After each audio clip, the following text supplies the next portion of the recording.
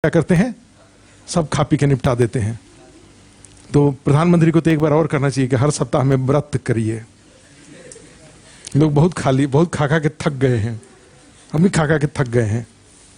ठीक है, होता ना कि अनाज खा खा के लोग क्या होते हैं, थोड़े थक जाते हैं। तो कुछ दिन के लिए तो सोचो 130 करोड़ लोग अगर सप्ताह में एक एक दिन नहीं खाएंगे तो कितना अनाज बचेगा, जो कि हम अफगानिस्तान में, अफ्रीका में, बाकी जगह पे। एक्चुअली पाकिस्तान में बहुत फ्लड है सिचुएशन है, लेकिन भारत ने कुछ भी ऑफर नहीं किया। तो उनका था कि बिलावल भुट्टो के थे, तो उसमें भारत का कहना यह था कि थोड़े दिन पहले भारत ने एक बार ऑफर किया था और उसको उन्होंने रिफ्यूज कर दिया था। हाँ ना, तो ये तो अभी की बात है ना, पहले इसके पहले एक बार फ्लड कोई था, उसमें भारत ने शायद ऑफर किया था, उसको पाकिस्तान ने रिफ्यूज कर दिया था। तो भारत का सब कुछ वो लेते हैं, लेकिन सब दुबई हो के लेते हैं। तो भारत एक एक दिन ना खाए तो बाकी भारत जितने पड़ोसी देश हैं सबको आराम से खिला सकता है, लेकिन इसके लिए फिर ठीक है। तो उसी में देखो, availability of food, accessibility up to food, खाद्यान्न तक पहुंच। भारत के हर गांव गांव में फेयर प्राइस शॉप हैं, हर गांव गांव में। और one nation one ration card आने का सबसे बड़ा बेनिफिट क्या हुआ, बिहार से बड़े पैमाने पर लोग माइग्रेट करते थे, तो माइग्रेट करने के कारण उनका राशन कार्ड वहीं छूट जाता था। और वो जो फेयर प्राइस शॉप वाला था, उस आदमी के पूरे परिवार का सारा अनाज बेच करके खा जाता था। मैनुअल रजिस्टर में चढ़ाना होता था, तो अंत्योदय अन्न योजना का पूरा 35 केजी अनाज बेच देता था हर महीने में। इंटू 12 कर लो कितना अनाज बेच देता था, 3-2-1 रुपए किलो। अब क्या हुआ, वो अपना जहां है वहीं ration card portability, smart driving licence की तरह राशन कार्ड आ गया, चिप लगा हुआ है। महीने का अनाज आप चाहे देश में जहां मर्जी वहां से। सबसे बड़ा बेनिफिट इसका क्या होगा, ये जो गरीब हैं जो माइग्रेट करते हैं अब उनका, और यहां पर भी वो गोपालपुर में चाहे इधर उधर रह रहा है जो भी, उसका 35 केजी अनाज उसको सुरक्षित रहेगा। तो जो पैसे बचेंगे, कंसेप्ट उसके पीछे ये है कि वो अनाज से पैसा उसका बचेगा तो अपने बच्चों के प्रॉस्पेरिटी पर, शिक्षा स्वास्थ्य पर ध्यान देगा, ठेके पर जाकर के उसका दुरुपयोग। लेकिन एक कंसेप्ट कहता है कि सर वो मुखर्जी नगर जो ठेका है उस पर इतना भीड़ भाड़ क्यों रहता है, लगता है यहां देखने पर लगता है कि भारत में कितनी अमीरी है, सब भाग रहे होते हैं इधर, सब भाग रहे होते हैं सारे के सारे। सोच के देखो देश में कितनी अमीरी है। एक बार पटना गए थे हम रिक्शे से, हम लोग गांधी मैदान से, हम थे, एक और टीचर थे, गए थे, तो रिक्शे से ही सोचे कि थोड़ा, तो एक रिक्शा वाला था बेचारा, नीतीश कुमार जी से बहुत नाराज था। वो इस बात से खुश था कि पटना में खूब साफ सफाई है, साहब खूब साफ सफाई है, लेकिन वो खूब नाराज था नीतीश कुमार जी से कि पहले जितने पैसे में पहले जितना शराब मिलता था, शराब आज भी पटना में मिलता है, लेकिन साहब पहले जितने पैसे में जितना शराब मिलता था अब उससे कम शराब मिलता है। इस बात से दुखी था कि 50 रुपए में पहले जितना मिलता था अब कितना मिलता है, कम मिलता है, और उसका पेट नहीं भरता है। ठीक है, तो ये देखो, अब ये फूड सिक्योरिटी का था। इसी तरह से मान लो दूसरा इसमें देखें अगर, अच्छा रमेश ये आगे नहीं जा रहा है,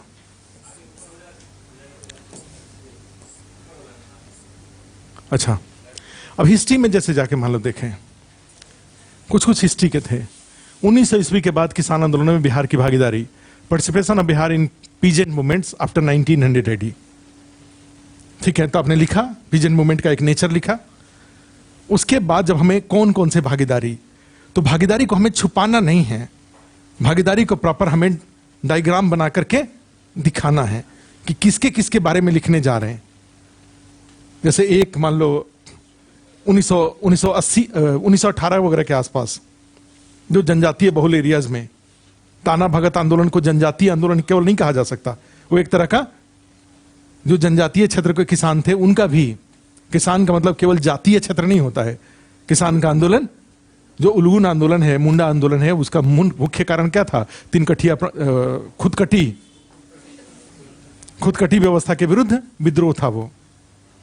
उसके बाद जाते हैं तो फिर शाहजानंद सरस्वती का किसान आंदोलन है, फिर तेभागा आंदोलन का भी प्रभाव था, भागलपुर वगैरह का जो एरिया था उधर 3 भाग में, अमर खमाने धान तोलो, लेकिन मुख्य फोकस जो था वो तो कौन सा था? शाहजानंद सरस्वती का किसान आंदोलन, जो यहां बाढ़ बढ़ैया क्षेत्र में था। ठीक है, तो यहां जो कुछ भी दिखाना है वो दिखाने में क्या करना है? हमने तो केवल बिहार लिख दिया, लेकिन क्वेश्चन में क्या आता है? 1900 ईस्वी के बाद किसान आंदोलन, ओवरऑल किसान आंदोलन आता है, बिहार का एग्जाम्पल आता है। तब इसमें जो भागीदारों का दायरा है, भागीदारों का दायरा क्या हो जाएगा? बढ़ जाएगा। खेड़ा भी आ जाएगा उसमें, या और भी जो जो आंदोलन इस तरह के, चंपारण आंदोलन भी इसमें आ जाएगा। अच्छा, चंपारण तो छोड़ ही दिया हमने, चंपारण आंदोलन भी तो था बिहार में 1900 ईस्वी के बाद। बिहार में किसान आंदोलन तो सबसे पहले तो चंपारण हो जाएगा, उसके बाद पीजेंट मूवमेंट हो जाएगा, फिर क्लियर है? तो ये किसान आंदोलन जो था वो सब हो जाएगा।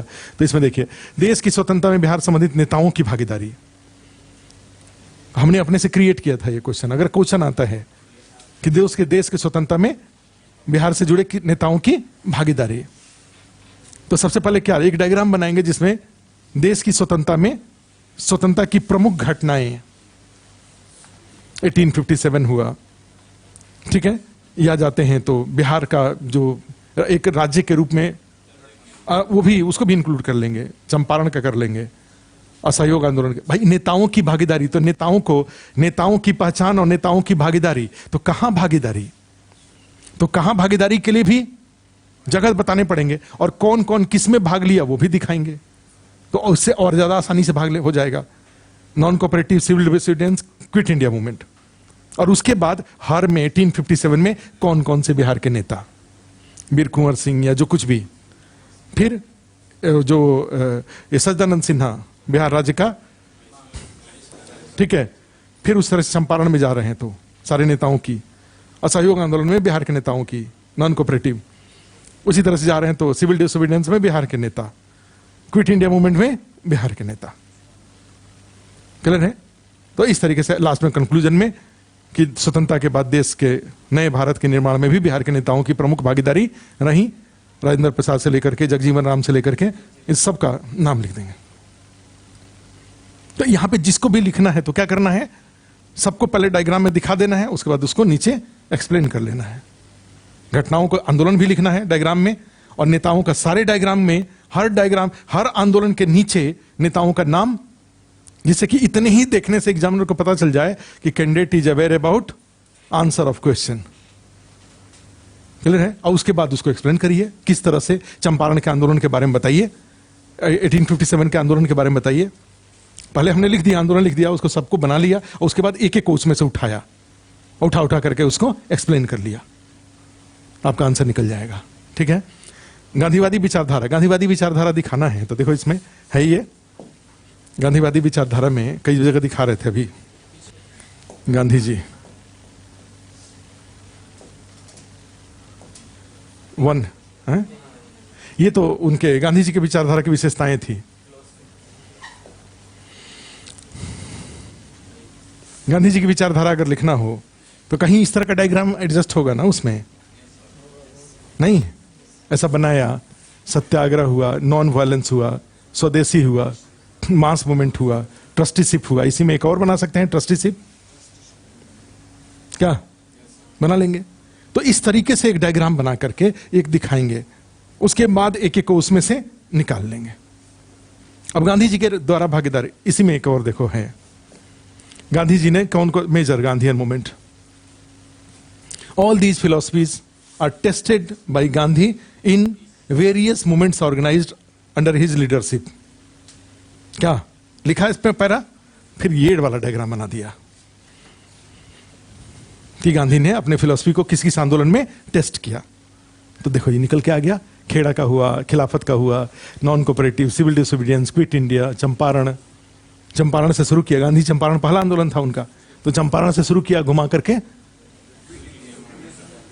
तो ये अब देखो, कई लोग इसको क्या करेंगे, कई लोग इस बात को फैक्ट के रूप में लेंगे। ये मैं फैक्ट नहीं दिखा रहा हूं, क्या दिखा रहा हूं कि आप जब गांधी की फिलॉसफी की बात करेंगे तो उनके फिलॉसफी सारा दिखा दिया, और उसके बाद किस किस फिलॉसफी में, उस फिलॉसफी को कैसे उन्होंने किस किस आंदोलन में टेस्ट किया, ये दिखा दिया।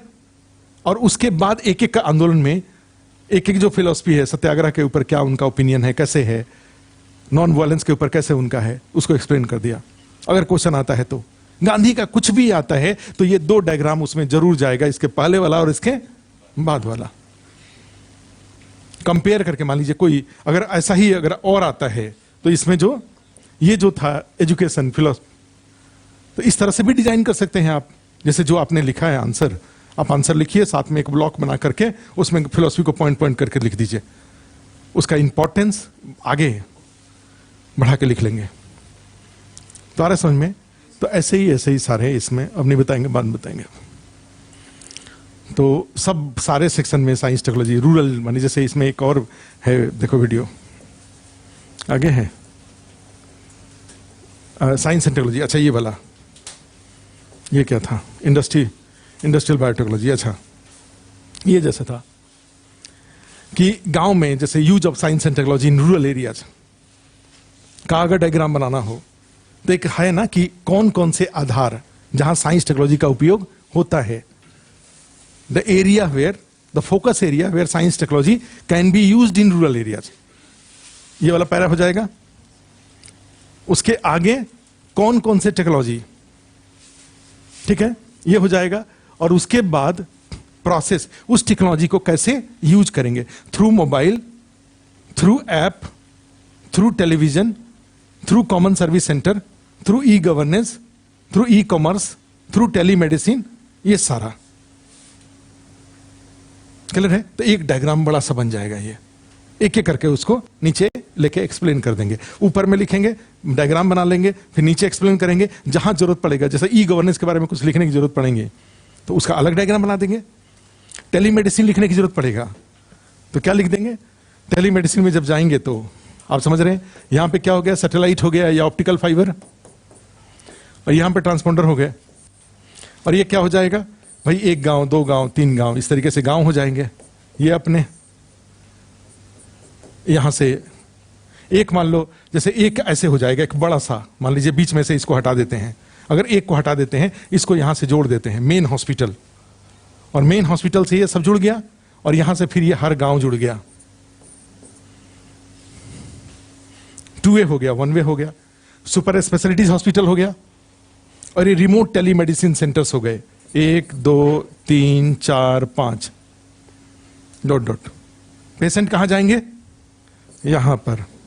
डॉक्टर कहां बैठेंगे, यहां पर। पूरा एक डायग्राम बना दिया। और सोचो जब आंसर लिखोगे तो हर जगह, एजुकेशन में जाएंगे तो इसी तरह से बना देंगे। तो सोच के देखिए, मोबाइल कई जगह पे जरूरत पड़ेगा तो मोबाइल ही बना देंगे, मोबाइल बना दिया। ये भी टेलीमेडिसिन सेंटर्स के रूप में काम करेगा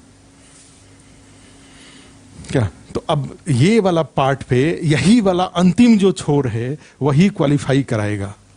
और इसमें कहीं कोई न जाति, न धर्म, न बोली, न भाषा, इंग्लिश मीडियम, हिंदी मीडियम, कुछ मैटर नहीं करता है। मैटर क्या करता है कि आपने अपने आंसर के लेवल पर इस तरह से एक्सपेरिमेंटेशन किया कि नहीं किया। और ये कोई डिफिकल्ट नहीं है, खूब अवेलेबल है, ठीक है। तो क्लास में तो मेजॉरिटी ऑफ चीजें कंप्लीट करा दी जाती हैं, लेकिन उतना नॉलेज के बाद अब आपको भी तो अपना दिमाग यूज करना पड़ेगा ना, कि कोई टॉपिक में कहां और एक्स्ट्रा अपनी तरफ से। आप तो कई बार, आप तो इतने साहसी हैं कि कई लोग तो पूरा 100% ही सेल्फ स्टडी से करना चाहते हैं। यहां पे 90% अगर टीचर करा दे तो 10% तो अपने से कर ही लेंगे ना, क्या। चलो यही है, फिर मिलेंगे 7 तारीख से सबका अपना